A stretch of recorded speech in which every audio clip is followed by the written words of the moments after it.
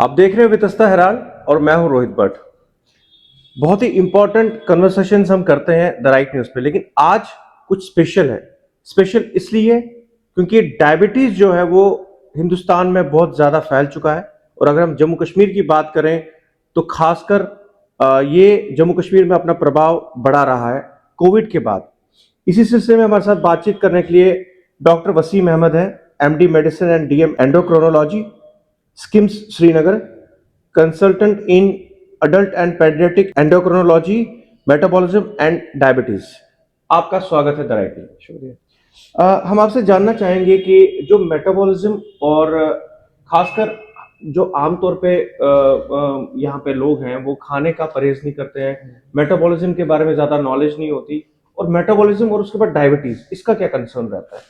ये मेटाबॉलिज्म का है ही है रोल। डायबिटीज तो मेनली जो है हम उसको मेटाबॉलिक डिसऑर्डर ही बोलते हैं। It is a group of metabolic disorder. तो खाने का भी रोल है, पर उसमें रोल आता है जैसे पेशेंट बड़े हमारे फिजिकल इनएक्टिविटी होती है और एक्सेसिव रिफाइन फूड वगैरह ज़्यादा लेते हैं, शुगरी आइटम ज़्यादा लेते हैं, एनर्जी ड्रिंक वगैरह ज़्यादा लेते हैं, और जी। साथ में थोड़ा स्ट्रेस का और स्लीप का, लैक ऑफ स्लीप का भी काफ़ी रोल है। लैक ऑफ स्लीप का भी लैक रहता ऑफ है। स्लीप है, स्ट्रेस का भी रोल।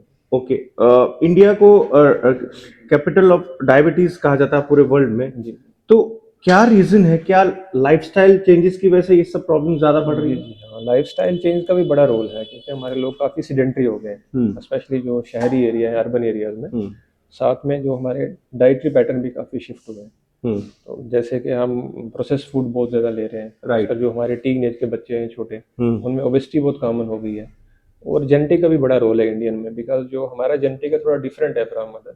जी। तो हमें जो डायबिटीज़ है वो कम एज पे होती है और हम्म। कंपेरेटिवली कम बीएमआई पे, बीएमआई अच्छा। जैसे बॉडी मास इंडेक्स। ओके। तो ये मल्टीपल जो फैक्टर हैं ये रोल प्ले करते हैं बिकॉज इंडिया में डायबिटीज को रिस्क बढ़ाने। डॉक्टर साहब, ये एक मिथ बनाई जा रही है कि क्या ये मिथ है कि ये सच्चाई है कि मीठा खाने से ही डायबिटीज होता है, बाकी खाना जो हम खाते हैं वो डायबिटीज में कोई असर नहीं करता? नहीं, ज़्यादा मीठा खाना, कैलोरी ज़्यादा ज़्यादा लेना, ये भी एक रिस्क फैक्टर है, पर हम्म। सिर्फ यही एक रिस्क फैक्टर नहीं है।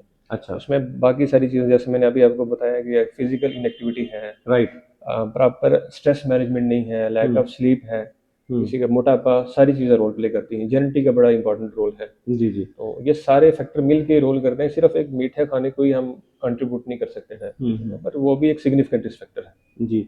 डॉक्टर साहब, क्या यंग एज में भी ये पाया गया है कि 10 साल, 15 साल या 20 साल की उम्र में भी, 20 से 30 के बीच में भी डायबिटीज हो रहा है? हाँ, डायबिटीज तो बच्चों में, इवन के 6 मंथ पे, 1 ईयर पे, पर वो डिफरेंट किस्म का डायबिटीज हो, जिसको हम टाइप 1 डायबिटीज बोलते हैं जी यूजली। जी। जी जी। लेकिन आजकल जो ट्रेंड ये शिफ्ट हुआ है कि इवन हम 10-15 ईयर टीन एज में भी हम टाइप 2 डायबिटीज देख रहे हैं, जो कि पहले पहले बोलते थे कि जाकर यूजली 30-40 के बाद होता है। जी जी। तो इसका जो मेन कंट्रीब्यूटिंग फैक्टर है वो हम्म। डाइटरी जो मॉडिफिकेशन हुई है, बच्चों में फास्ट फूड ज़्यादा लेना, जंक ज़्यादा खाना, ओवर ईटिंग, एंड साथ में थोड़ा जो फिजिकल इनएक्टिविटी होगी आजकल हम्म। बच्चों में। हम्म। ये सारे फैक्टर जो मिलके वो ट्रेंड शिफ्ट हो गया है टुवर्ड यंग आल्सो।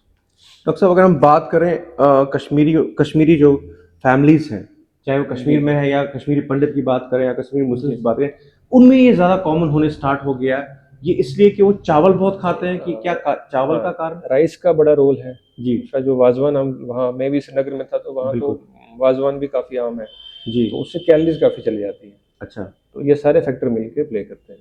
ये सारे जी फैक्टर जी होते हाँ, हैं। डाइट का और सारा राइस। बहुत ज्यादा जी रोल जी हाँ, रहता है इसका। राइस काफ़ी लेते हैं। हम्म। जो हमारा जम्मू का डाइट है, यहाँ पे एटलीस्ट लोग फिर भी थोड़ा चपाती वगैरह ज़्यादा लेते हैं, सैलड राइट। वगैरह ज़्यादा लेते हैं, जी। दाल बेस्ड, तो उसमें फाइबर अच्छा होता है डाइट में। राइट। जो वाजवान बेस्ड डाइट लेते हैं उसमें फाइबर बड़ा कम होता फाइबर है, और लेना जरूरी जी है। है, और कैलोरीज बहुत ज़्यादा होती हैं जी उसमें। जी। अब आप रिकमेंड क्या करेंगे, राइस या रोटी? ये पोर्शन कंट्रोल बड़ा इंपॉर्टेंट है। आप अच्छा। राइस भी ले सकते हैं, रोटी भी ले सकते हैं, लेकिन आपको पोर्शन कंट्रोल देना बड़ा ज़रूरी है। ये नहीं कि आप अगर बैठेंगे 5 रोटी खा लेंगे तो वो भी वैसा ही हो जाएगा। जी जी तो जी। इसमें पोर्शन कंट्रोल बड़ा इंपॉर्टेंट है। जी।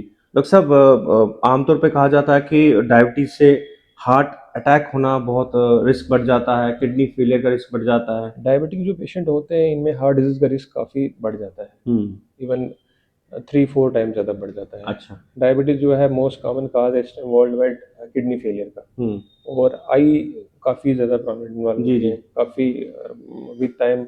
विजन लॉस काफ़ी कॉमन काज है डायबिटीज़, विजन लॉस का, और ये चीज़ें प्रिवेंटेबल हैं। हम्म। अगर पेशेंट राइट टाइम पे ट्रीटमेंट स्टार्ट करेगा, right right. Proper follow up रहेगा, डाइटरी मॉडिफिकेशन जो एडवाइस की जाएंगे उनको फॉलो करेगा, एक्सरसाइज फॉलो करेगा, और विद मेडिसिन ये जो कॉम्प्लिकेशन है काफ़ी हद तक हम इनको रोक सकते हैं। जो विजन लॉस की आपने बात की, तो आजकल नॉर्मली देखा जा रहा है कि विजन को भी बार बार डॉक्टर रिकमेंड करते हैं कि चेक हाँ, कराओ। जो क्या ये इसका कुछ जी रीजन उसका स्पेसिफिक रीज़न कुछ? है बिकॉज जो आँख का पर्दा है उसमें जी इफेक्ट होता है। जी जी जी। तो एटलीस्ट डायबिटिक पेशेंट को जो हम्म टाइप 2 डायबिटीज़ होता है उसमें पेशेंट को at the time of diagnosis ही फंडस टेस्ट कराना होता है। उस टेस्ट को हम फंडस बोलते हैं। जी। ठीक है, कोई भी ट्रेन ऑप्थेल्मोलॉजिस्ट जो होते हैं वो करते हैं उस चीज़ को। तो अगर तो नॉर्मल है तो देन ईयरली उनको स्क्रीन करना है। ईयरली। तो हाँ, तो अगर कोई इश्यू होगा जैसे उसके भी डिफरेंट डिफरेंट सीवियरिटी होते हैं, हम्म देन उसके accordingly 3 monthly 6 monthly follow plan किया जाता है और ट्रीटमेंट भी हम्म वैसे दी जाती है। हम्म। डॉक्टर साहब, इनिशियल स्टेज पे अगर प्री डायबिटिक कोई पेशेंट होता है, क्या उसका डायबिटीज रिवर्स हो सकता है? या काफ़ी या अगर जी। डायबिटीज है कोई, तो वो डाइट कंट्रोल करेगा, बाकी चीजें करेगा, तो उसका भी रिवर्स हो सकता है? देखो अर्ली स्टेज में काफ़ी हद तक डाइट का और फिजिकल जो एक्टिविटी का जी काफ़ी जी। रोल है। प्री डायबिटिक स्टेज में अगर पेशेंट प्रॉपर डाइट फॉलो करेगा जी। और फिजिकल एक्टिविटी, तो मोस्ट ऑफ द केसेस में मेडिसिन की ज़रूरत नहीं पड़ती। लेकिन ये चीज़ें फिर उनको लॉन्ग टर्म पे कंटिन्यू रखनी है। राइट। अगर बाद में जाके लाइफस्टाइल खराब होगा, डाइट चेंज होगी, तो वापस आने का रिस्क वापस आने का होता है। रिस्क होता है। वापस आने का risk डॉक्टर साहब, जो हम बात करेंगे कि स्ट्रेस का स्ट्रेस का क्या रोल रहता है डायबिटीज को बढ़ाने में? होता है। स्ट्रेस का काफ़ी रोल है बिकॉज स्ट्रेस से क्या होता है कि हमारी बॉडी में कार्टिसोल लेवल बढ़ जाते हैं। हम्म कार्टिसोल इंसुलिन रेजिस्टेंस के काफ़ी वर्सन करता है और उससे शुगर लेवल स्पाइक होते हैं। तो स्ट्रेस मैनेजमेंट भी काफ़ी इंपॉर्टेंट पार्ट है राइट। For controlling diabetes. जी जी। डॉक्टर साहब ने कहा है कि स्ट्रेस बड़ा इंपॉर्टेंट रोल है, तो जितने भी डायबिटीज पेशेंट ये देख रहे हो, मेहरबानी करके वो स्ट्रेस को थोड़ा कम करें, क्योंकि उससे डायबिटीज भी कंट्रोल हो जाता है। काफ़ी हद तक फ़र्क पड़ता है। हम्म। डॉक्टर साहब, खाने पीने की अगर हम बात करें, हमने कश्मीरी वाजवान की बात की, normally day to day routine में जब हम खाना खाते हैं, तो ऑयल भी यूज होता है, मॉर्निंग में ब्रेकफास्ट में रोटियां भी खाते हैं, लंच में राइस हो गया, रात को भी राइस हो गया। क्या इसमें कोई टाइम लिमिट है कि किस टाइम के बाद हमें नहीं खाना चाहिए?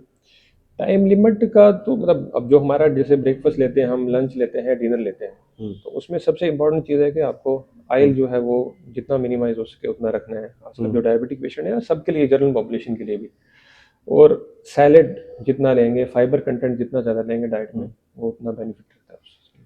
HbA1c लेवल का जो इम्पोर्टेंस होता है, वो कितना इम्पोर्टेंट रहता है? HbA1c एक बड़ा इंपॉर्टेंट टेस्ट है और उतना जी कॉस्टली भी नहीं है। जी जी। तो इससे तो हमें 3 मंथ का शुगर पता चल जाता है। हम्म जैसे पेशेंट कभी कभी बोलता है कि हमारे ब्लड शुगर फास्टिंग तो अभी ठीक है, कुछ तो वो बीच में मेडिसिन स्टॉप कर देते हैं। राइट। फिर जब डॉक्टर के पास जाना हो तो मेडिसिन स्टार्ट करेंगे तो ब्लड शुगर फास्टिंग पीपी उनका टारगेट में आ जाता है। हम्म बट A1C ज़्यादा होता है हम्म। और हमें 3 मंथ का कंट्रोल बताता है, पिछले राइट। डायग्नोसिस में भी हेल्प करता है और फॉलो अप और मॉनिटरिंग के लिए HbA1c का काफ़ी रोल है। नॉर्मली अगर कंट्रोल डायबिटीज हो, पेशेंट दवाई खा रहा हो, लेकिन जी। कंट्रोल कितना पॉइंट होना चाहिए? वो अब जनरलाइज हम नहीं कर सकते हैं, वो डिपेंड करता है पेशेंट की कोमॉर्बिडिटीज़ क्या है, अच्छा। एज क्या है, टाइप ऑफ डायबिटीज़ क्या है।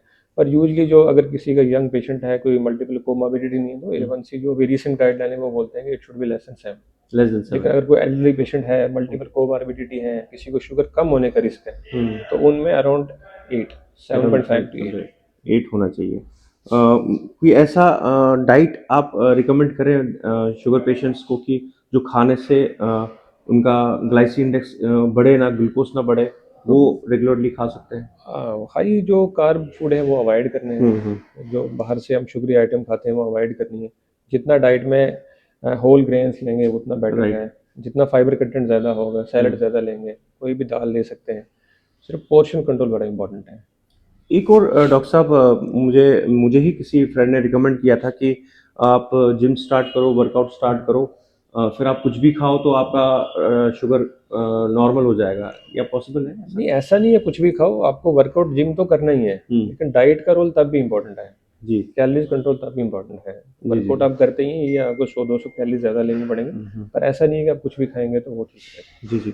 डॉक्टर साहब, जो हम लोग घरों में ग्लूकोमीटर से चेक करते हैं जी जी। शुगर को, डायबिटीज़ को, क्या वो रिलायबल है? उसमें जो नॉर्मली दिखाता है रिपोर्ट, जी विद इन जी। नो टाइम, फ्यू सेकंड्स में जी जी। पता लगता है कि शुगर कितना है? ग्लूकोमीटर का ये है कि यूजली फॉर डायग्नोसिस के लिए हम रिकमेंड नहीं करते हैं। हाँ पर अगर कोई पेशेंट इलाज कर रहा है, मेडिसिन ले रहा है, इंसुलिन ले रहा है, तो हाँ। मॉनिटरिंग के लिए काफ़ी हद तक रिलायबल है। 10 to 15% वेरिएशन होती है, वो नॉर्मल है। 10 to तो 15 10 माइनस to प्लस? 15% वो मतलब इसमें वो डॉक्टर ने खुद जज करना है on the hmm. Basis of A1C treatment क्या चल रहा है। वो पेशेंट खुद माइनस प्लस नहीं, बड़ी बार पेशेंट आते हैं बोलते हैं हम 10 to 15% खुद ही कम करके आए हैं, वैसा नहीं करना है। नहीं होता। मॉनिटरिंग के लिए काफ़ी हद तक लायबल है, पर डायग्नोसिस के लिए रिकमेंडेड नहीं है ग्लूकोमीटर। डायग्नोसिस के लिए या तो आपको प्लाज्मा यस, शुगर ही करना है, लैब से टेस्ट करना है। राइट। डॉक्टर साहब, नॉर्मली मॉर्निंग में क्या खाली पेट शुगर आना चाहिए, और अगर खाने के बाद कितना रेंज रहना चाहिए? इसमें भी वही है कि एज पर जो एज हमारे टारगेट मॉडिफाई होते हैं, पर यूजली अगर कोई यंग एडल्ट है तो ब्लड शुगर फास्टिंग उसका 80 to 130 के बीच में रहना चाहिए, एंड 2 आवर पोस्ट मील पे लेस देन 180 मिलीग्राम होना चाहिए। 180 होना जी, चाहिए, 2 उससे आवर लेस पोस्ट देन। मील, हाँ 2 आवर ओके पोस्ट ओके। मील लेस देन 180। डॉक्टर साहब, कोई आप रिकमेंड करेंगे, कुछ बात करेंगे जो जो हमारे देखने वाले हैं जिन्हें डायबिटीज़ है? मैं ये भी बता दूं कि आप डॉक्टर साहब यहाँ बनतालाब में यहाँ पे आते हैं, रूटीन में आते हैं, आप यहाँ पे आ सकते हैं चेकअप कराने के लिए, वो सबसे इम्पोर्टेंट है। क्या सजेशन देंगे आप? सजेशन यही है लोगों के लिए कि प्रॉपर अपना इलाज करवाना है, प्रॉपर फॉलो अप, जैसे डॉक्टर अपनी मेडिसिन एडवाइस करते हैं वो प्रॉपर टाइम पे लेनी है, और एटलीस्ट मंथली 3 मंथली जैसे भी आपको फॉलो अप एडवाइस किया जाए वैसे रेगुलर फॉलो अप करना है। डॉक्टर साहब, मेरा आखिरी सवाल ये होगा कि अगर किसी को लो शुगर हो जाए, जी जी। घर में ही लो शुगर हो जाए, तो उस टाइम पे क्या प्रिकॉशंस करना चाहिए? स्पेशली जो एल्डरली पेशेंट है अगर कोई, या किसी का CKD का पेशेंट है, तो हम्म। इन लोगों में, या पेशेंट मल्टीपल इंसुलिन पे है, हम्म। कुछ ड्रग भी हैं जिनसे शुगर लो होने का रिस्क होता है, तो पहले पेशेंट को आइडेंटिफाई करना आना चाहिए। हम्म। अगर पेशेंट को लग रहा है उसको पसीना आ रहा है, धड़कन तेज़ हो रही है, या कमज़ोरी है, चक्कर है, तो उस टाइम पे उनको ब्लड शुगर चेक करना है। हम्म। अगर ब्लड शुगर लेस देन 70 है, या अलग अलग सीवियरिटी होती है उसके हिसाब से उसका मैनेजमेंट डिफरेंट है, तो अगर पेशेंट ब्लड शुगर चेक नहीं भी कर पाए तो उसको उस टाइम पे कुछ भी मीठी चीज़, हर शुगर पेशेंट को अपने पास कोई ग्लूकोज टेबलेट रखनी चाहिए, राइट। या कोई टॉफ़ी रखनी चाहिए, बिकॉज हाई जो ब्लड शुगर है उससे हार्म होने में टाइम लगता है। राइट। लो ब्लड शुगर से अगर 5-10 मिनट के लिए भी ब्रेन को शुगर कम होता है तो उससे परमानेंट ब्रेन डैमेज कर सकता है। ओके। तो अगर शुगर चेक कर भी नहीं पाए, ऐसे लक्षण हो, तो उस टाइम पे कुछ मीठा लेना है, बाद में वो देख सकते हैं कि किस चीज़ से, और अकॉर्डिंगली जो भी जिनका फॉलो अप हो तो they will modify treatment according. बहुत बहुत धन्यवाद डॉक्टर साहब आपका। और मैं फिर से एक बार हमारे दर्शकों को बोल दूं कि अगर किसी को भी डायबिटीज है और आपको बेस्ट ट्रीटमेंट चाहिए, तो आप इन्हें दिखा सकते हैं। Lakshmi Medicate, opposite post office, Barnai, Bantalab. हम इनका नंबर भी मेंशन करेंगे, आप जरूर आइए। हमारे बहुत यंग डॉक्टर हैं और बहुत ही टैलेंटेड हैं, और आने वाले समय में आप कभी भी इन्हें कांटेक्ट कर सकते हैं, जो नंबर देंगे अपॉइंटमेंट लेके आ सकते हैं और इनसे अपना ट्रीटमेंट करवा सकते हैं। बहुत बहुत धन्यवाद आपका।